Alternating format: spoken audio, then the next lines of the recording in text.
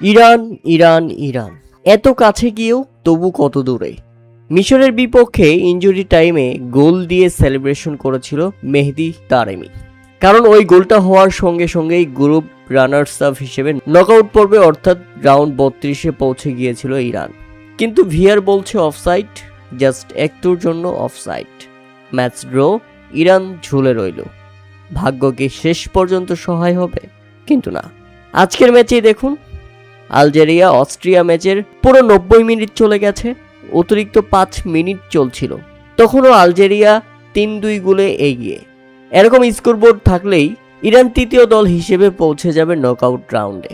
কিন্তু শেষ মিনিটে গোল দিয়ে সমতা ফেরালো অস্ট্রিয়া এবং বিদায় নিল ইরান। মানে কোনোভাবেই যেন ভাগ্য সহায় হয়নি ইরানের। 48 দলের মধ্যে 32টা দল কোয়ালিফাই করলো নকআউট রাউন্ডে, আর 33তম দল হিসেবে ইরান শেষ করলো এবারের বিশ্বকাপ। এশিয়ার আরও একটা সম্ভাবনার বিদায়।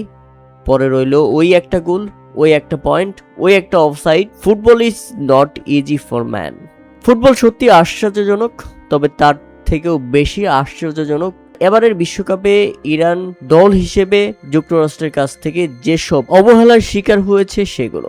ম্যাচের মধ্যে রেফারিদের পক্ষপাতিত্ব স্পষ্ট।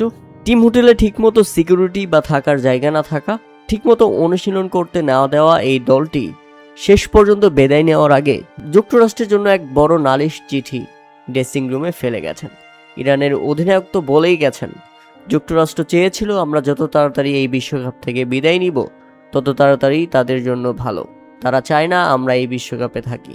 প্রিয় দর্শক, আপনি কি মনে করছেন? ইরানের সাথে যা হয়েছে সেটা কি সত্যিই ঠিক হয়েছে, নাকি ইরানের দুর্ভাগ্য ছিল এটা?